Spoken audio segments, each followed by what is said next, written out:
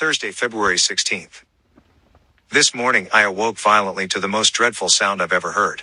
An ear-splitting screech echoed through the hull of my boat, and the vessel came to an abrupt stop. Quickly, I crawled out of bed and tried to gather my bearings. As I exited the bedroom, my feet were greeted by a cold splash.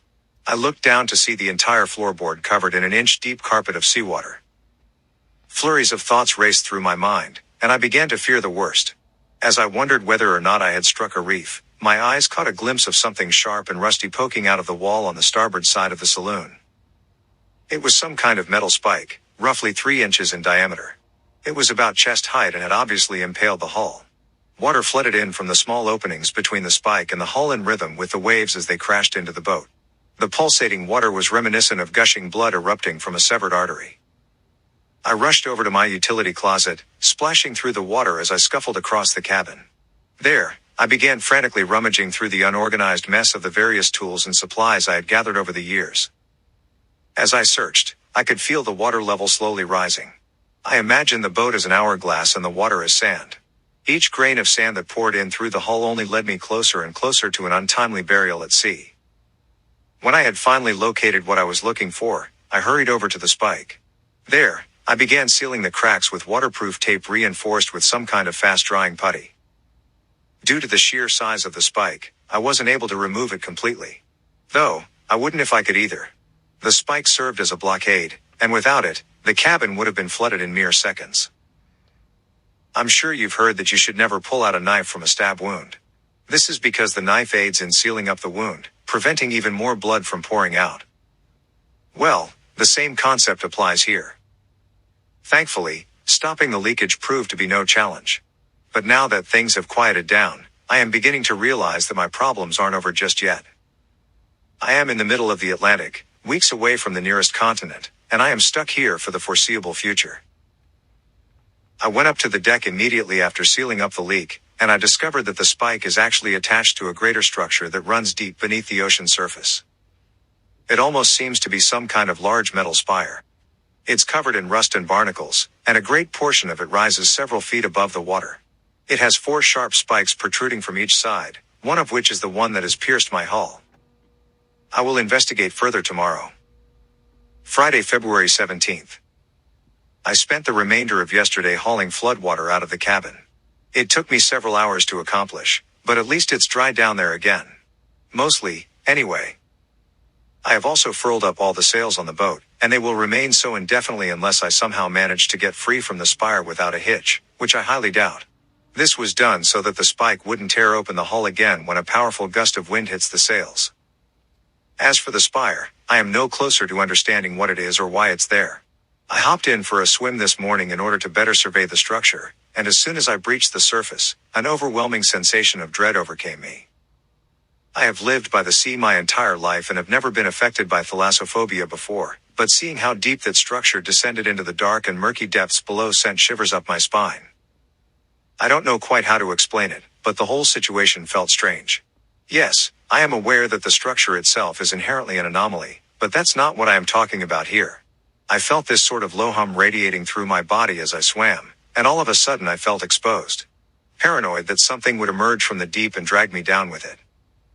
I looked down, and through my swimming goggles, stared into the blue abysmal ocean depths, and I swear I could feel something staring back at me. Needless to say, I quickly got back on the boat after that. I think it will be a while before I dare enter the ocean again. Friday, February 17th. Entry number 2. After my morning swim with the Spire, I began attempting to establish contact with emergency services.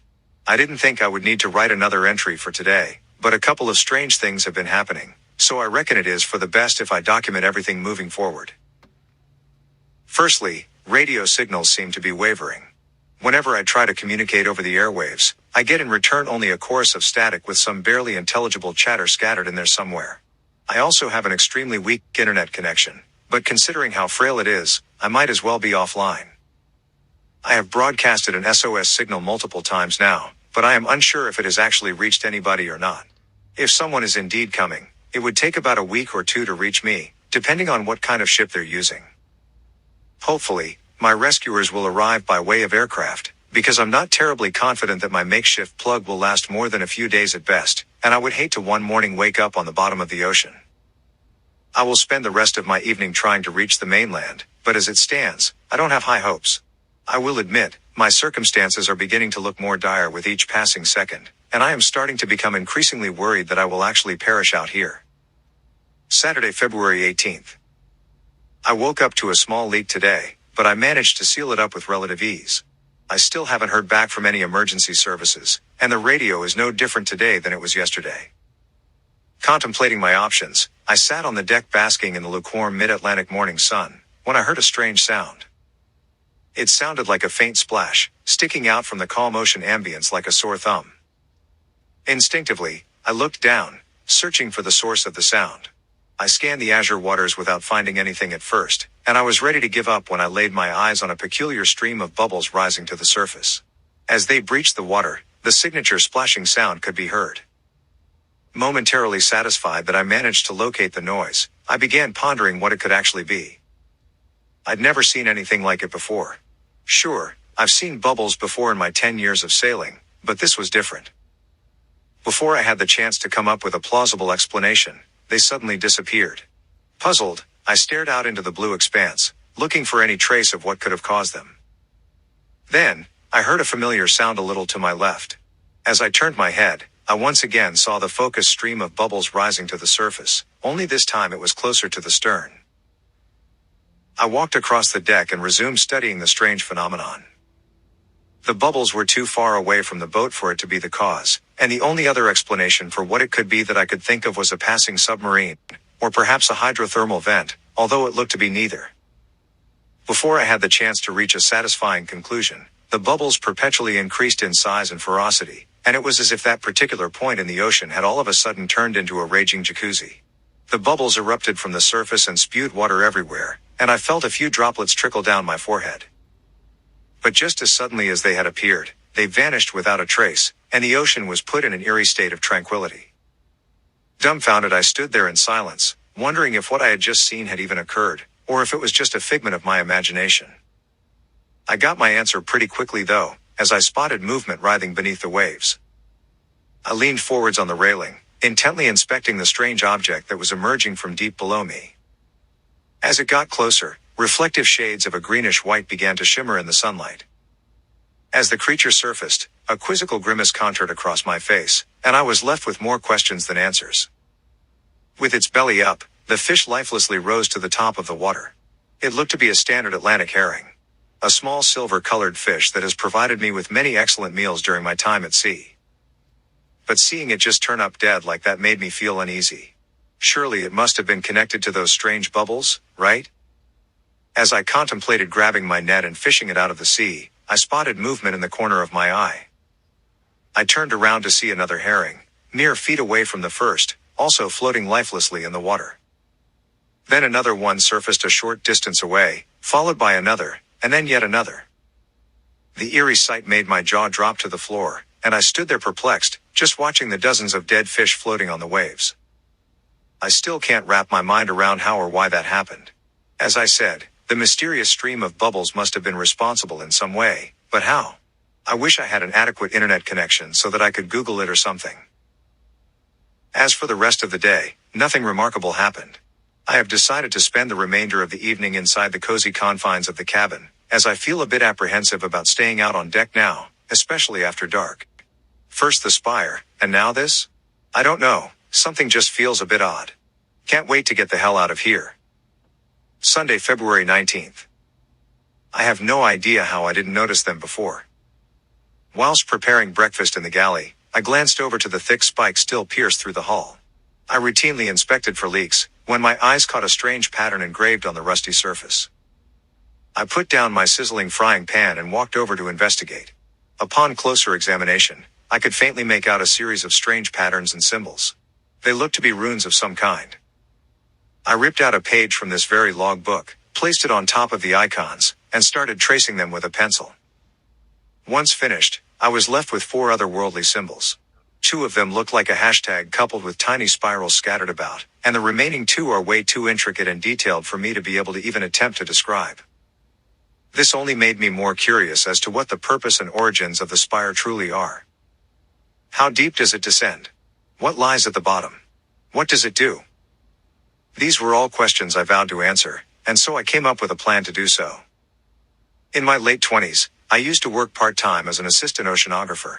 One of the projects I worked on required us to use these specialized deep-sea cameras to chart the bottom of a trench right by the southern coast of Argentina. These cameras were able to withstand immense pressure, up to 500 atmospheres to be exact. It also just so happens that I own one of these cameras, though I haven't used it in close to half a decade. Hopefully, it will still turn on. If it doesn't, I'll just abandon the idea.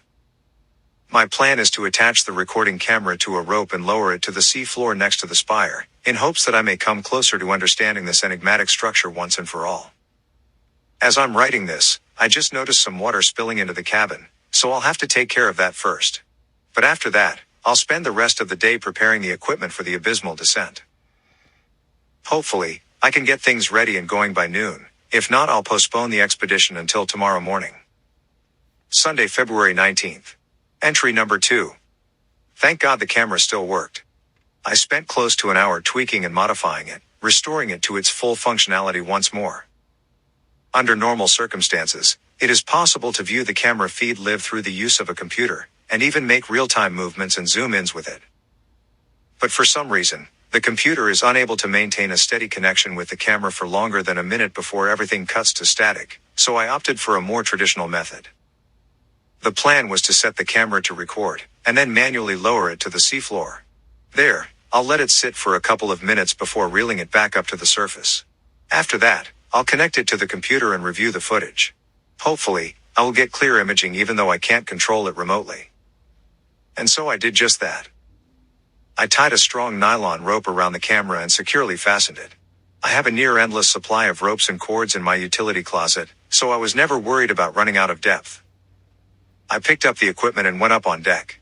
It was the middle of the afternoon, but I still had a couple of hours left of sunlight. I tied the other end of the rope to the railing of the boat, and I set the camera to record. As I walked up to the starboard side, right next to where the spire breached the surface of the water, I stared down into the cold depths below. The ocean somehow seemed darker today, coated in an unnerving veil of inky black. I shuddered for a moment, but then felt relief in the fact that it was only the camera that would get submerged, and not myself. I double-checked to see if everything was still working as intended, and then I carefully lowered the camera into the water. I watched as it slowly faded from view, sinking deeper and deeper into the abyss. It was an eerie sight. As I kept on lowering the camera, I pictured all the things that could be down there. I imagined an abundance of rare deep-sea fish and creepy crustaceans with uncomfortably long limbs. You know, the sorts of things one would expect populating the ocean floor. Your typical anglerfish and horseshoe crabs. Maybe even a giant squid if I was lucky. But then I wondered what else would be down there. What unnatural sights would greet me as the camera reached the base of the spire? What was at the bottom? Atlantis? Rapture? Mermaids? I'm not sure how long I stood there, endlessly lowering hundreds upon hundreds of feet of rope down into the murky sea. I glanced up and watched as the sun was beginning to set on the horizon, painting everything in a serene orange hue. And then I felt the rope go limp as if the camera had finally reached the seafloor. A jolt of excitement coursed through me, and I actually felt a bit nervous. In my mind, I pictured what the camera was looking at this very moment, and soon, I would be able to view it as well. I let it sit on the bottom for a couple of minutes before I began the tedious task of reeling it back up. Things were going well until I suddenly felt a bit of resistance while pulling. I looked down and observed a strange abundance of bubbles rising to the surface, similar to the bubbles I had seen only a couple of days prior. I thought it strange but continued as usual. But then, to my utter shock and horror, the rope began violently tugging, the same way a fishing rod does once you've caught something big. I was completely perplexed, and I began panicking. I strained my arms and desperately tried to resist, but whatever force was pulling the other end of the rope was way stronger than me. The tugging became so violent that I had to let go of the rope out of fear of rope burn. I watched helplessly as more and more rope flew over the edge of the boat and disappeared into the water. Whatever it was kept dragging the camera further away from the boat. Soon, there wouldn't be enough rope left, and it would start tugging on the boat's railing. Would it break the railing? Or maybe, as absurd as it seems, start dragging the boat under? I couldn't chance it. I rushed downstairs into the cabin and grabbed the first knife I could find. I hurried back up and began severing the knot that was tied around the starboard side railing. Beside me, I could hear the sound of rope rapidly flying overboard with each passing second. A wave of relief washed over me as the knife cut the last fiber of the knot, releasing its grasp on the boat. Though it was regrettable that I had just lost my expensive deep-sea camera equipment, I was just happy to be out of harm's way. The last piece of rope sank into the ocean, and a sudden sense of serenity was cast across the waves. Everything was quiet, and the sun was setting. Cautiously, I moved toward the edge, once more staring into the hostile world below, and I questioned the events prior. My mind raced to come up with a logical explanation, but I fell short. Had a shark accidentally swallowed the camera? The force seemed a bit excessive for it to be a shark. And why would it move so fast and violently if it did? A great sadness fell upon me as I realized I would never be able to see the astonishing footage the camera had recorded, and the mysteries of the spire would forever remain unanswered. If only I had been able to view it live. As I am writing this entry, I realize that I am left with a newfound fear of the ocean now. Everything that has been happening these past few days has warped my perception of what used to be a place of happiness for me. Had the events of today even occurred? It all feels so surreal, so implausible. I think it's best that I go to bed now. It's been a rough day. But as the boat rocks up and down on the waves, I will lay in my bed and imagine the abyss, and the creatures that lurk just out of reach below me. Good night. Monday, February 20th. More dead fish floated up to the surface today. At least 50 by my count. I'm apprehensive about cooking them out of fear that whatever caused their demise might still remain in their flesh as a toxin or something. The last thing I need is food poisoning, or worse. I have also had a few strange sightings of something circling the boat. The first time I saw it was this morning when I sat on the deck, doing maintenance on some lines that had twisted. I heard a kind of blowing sound, reminiscent of when a whale or dolphin surfaces to take a breath. I quickly turned around just as the culprit fully submerged itself. I wasn't able to get a clear view, but I saw a dark shadow disappear beneath the waves. Initially, I suspected it may have been an orca, and this got me a bit anxious as killer whales have been known to attack sailboats on multiple occasions. I continued working but remained vigilant. The next and last sighting happened in the afternoon, just as the sun was beginning its descent on the horizon. It had been a very humid day, and as a result, a thick layer of fog rested on top of the water. I was inspecting the peculiar weather phenomena when I initially spotted it. Way off in the distance, maybe a mile out in the ocean, I saw a dark circular shape poke out of the water, still as a statue. Thinking it may have been debris at first, strained my eyes to properly gauge what I was looking at. Glistening rays of light penetrated through the thick haze from above, and I saw the light bounce off the wet object, along with two reflective dots that stared right back at me. And then, whatever it was blinked. The whole ordeal reminded me of that famous Theodore Kittelsen painting. My heart sank as I realized that whatever I was looking at was alive, and observing me just as I was observing it. I was revolted, and took a step back, only to see the entity vanish under the water. A couple of hours passed since, and I was in the galley cooking supper. The strange sightings had almost slipped my mind when I heard a bone-chilling sound. Coming from the porthole behind me, I heard a distinct tapping on the window. Goosebumps flooded my body, and I didn't dare turn around, frightened by what I may have seen on the other side of that glass. The tapping continued, ominously echoing throughout the cabin. Then an ear-splitting screech filled the air. Do you know the sound a chalkboard makes when you drag your nails across it? Yeah, it sounded just like that. Against every fiber of my being telling me not to turn around, I looked over my shoulder, but I saw nothing. Nothing except for 3 distinct scratch marks running along the glass surface of the porthole. I quickly locked my cabin door, pulled over the curtains, and began writing this entry. As I'm sitting here, fearful of what lurks outside, I desperately hope that emergency services are on their way. I don't know how much longer I have. Tuesday, February 21st. The oppressive darkness of the night still dominated the sky as I awoke this morning. Confused, I checked my watch and it read 4:23 a.m. I wasn't due to wake up for another 3 hours, but for some reason I laid wide awake in bed, listening to the waves crashing into the sailboat. I made an attempt to look out of the small porthole situated across the room, but I saw nothing but a void. People often underestimate how dark it can actually get out at sea. In the middle of the night, it is impossible to see anything further away than where the light emitted from your boat can reach. You can't even see the water surrounding you, only a vacuum of darkness. I'm not prone to randomly waking up this early, so I laid still, listening for any out-of-place sounds. I was on high alert, and I felt slightly paranoid. Remembering the strange events of the day prior didn't exactly help either. My subconscious mind was obviously telling me that something was wrong, but I had no idea of knowing what or why. Then I heard it. A rhythmic creaking came from the deck above me. The sound was reminiscent of something heavy trudging across the boat. I sat up, intently concentrating on the noise. I heard the sound move from the front of the bow, all the way to the stern. They were slow and heavy footsteps. I was certain of it. Along with adrenaline, an immense sense of terror shot through my body, and I froze in place. A part of me speculated that it may have been people from a rescue crew, though deep down I knew it was not the case. The steps moved in a sinister manner, I could tell. My ship could have been boarded by pirates, but it was highly unlikely I would encounter them all the way out here, especially in the middle of the night. I always made sure to turn off all the lanterns on the boat before going to bed. I heard the creaks move toward the door to the cabin, and I held my breath, praying that whatever was outside couldn't get in. A series of thuds echoed through the boat, and I felt the walls tremble as something was savagely bashing against the door. Terrified, I rose out of bed and grabbed the knife that rested on the nightstand, clutching it tightly in my pale hand. I stood there motionless, listening to the deafening beating of my heart accompanied by the banging of wood as I pointed the knife toward the bedroom door. If whatever was out there managed to get into the cabin, it could just as easily tear down the frail bedroom door. Still, it provided me with some level of comfort knowing that there was at least one more barrier between us. But just as quickly as it had arrived, the barrage of thumping abruptly stopped, and everything fell quiet once more. The heavy steps moved away from the cabin door, and shortly after, a loud splash could be heard. Was it gone?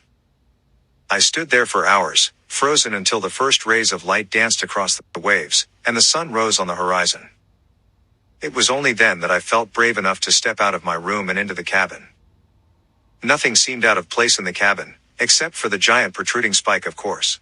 But I dreaded opening the cabin door and stepping out on deck. What if it was still there, just waiting for me? What if it had all been a trick? Knife in hand, I finally mustered up the courage to approach the door. As I swung it open, my heart skipped a beat when I saw what greeted me. The exterior of the door was covered in scratch marks and deep indentations, and a pool of water had gathered on the floor. But that's not the sight that horrified me the most. No, far from it. What really got me worked up was seeing the deep-sea camera that I lost yesterday sitting on the stairs leading up to the deck. It was battered and bruised, but it still remained somewhat intact. I quickly grabbed the camera and rushed inside. I booted up my PC and connected it to the camera. I didn't want to question why or how it ended up there. I was just thankful to have it back. While the footage was loading, I mentally prepared myself for the sights that it had captured. Tuesday, February 21st. Deep-sea camera footage log. The recording starts off as you would expect. I can see myself turning the camera on, and then bringing it toward the edge of the boat. I throw it overboard, and the camera breaches the surface of the water. As it begins to sink, bubbles flood the screen, making it hard to see anything past them, but they eventually subside, and the top of the spire is revealed. The built-in depth display on the camera tells me how deep down it is in real time. At 50 feet beneath the waves, the spire broadens and becomes thicker and more sturdy. It is still covered in rust and barnacles. However, it stands as a stark contrast against the endless blue expanse. At the 1 minute and 50 seconds mark, the haunting cry of a whale can faintly be heard in the background through the device's microphone. As the camera sinks deeper, it becomes gradually darker in the ocean. At 100 feet it seems the spire connects to a larger rectangular foundation, like that of the top of a skyscraper. The building is covered in algae and seaweed, and it looks to be extraordinarily derelict. Though it might resemble a skyscraper in form, the architecture is completely alien in design. It looks like it's made out of rock or maybe concrete, with a few metal support beams scattered about. It also looks organic. I don't know what else to call it. I guess it kind of reminds me of that weird church in Barcelona. The Sagrada Familia or whatever it's called. It has several ornamental lines and carvings stretching all the way down its surface. I can't understate how large this thing is. It takes up over half the screen, and the further down the camera sinks, the broader the structure becomes. At 350 feet, small cavernous orifices begin to form along the walls.